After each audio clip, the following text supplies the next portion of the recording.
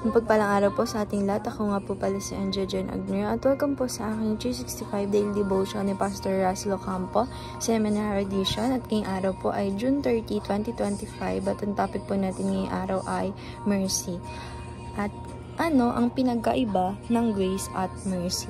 And the scripture po natin ngayong araw is Ephesians chapter 2 verse 4. Then, ang concept po natin na mercy, sabi po dito, mercy is God's tender expression of goodness toward those who are suffering, weak, or in distress. Unlike grace, which gives us we do not deserve, mercy withhold the judgment of punishment we do deserve. It is God's heart moving toward the broken, the guilty, and the needy. Through to scripture, God shows himself as rich in mercy, a father who is not quick to anger but delight in compassion. In Jesus, the mercy of God is displayed fully healing the sick, forgiving sinners, and welcoming the weary. His mercy meets us where we are and lifts us up in love. And yung scripture po natin na Ephesians chapter 2 verse 24 ay verse 4, but because of his great love for us, God who is rich in mercy.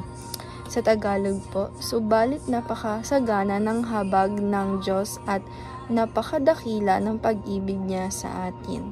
And yung teaching number 1 po natin, we are saved by the mercy and grace of God. Sabi po dito na tayo po ay naligtas ng ating Panginoong Diyos sa pamamagitan po ng kanyang pagkakaawa sa atin at pagbibigay niya sa atin ng grace. And teaching number 2, we can appeal to God who is rich in mercy. Sabi po dito na tayo po ay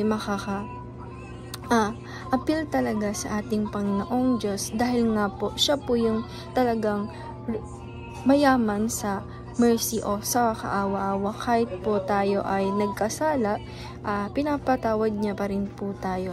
Nag-show pa rin po siya ng mercy sa atin. And teaching number 3, we have an obligation to show mercy to others.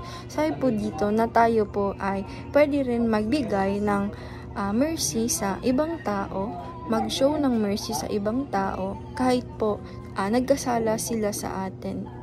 And application number 1, align your life with God's merciful nature. Sabi po dito na i-apply po natin sa sarili natin na yung buhay po natin ay i-align natin sa merciful nature na meron ng ating Panginoong Diyos. Sundan po natin iyon. And application number 2, apply mercy when treated unfairly. Sabi po dito na apply po natin sa sarili natin na kapag po may nakita tayo na tinitrato tayo ng hindi kampantay-pantay, mag-apply po tayo ng pag-uugali natin na mercy sa kanila na huwag na natin silang patulan pa.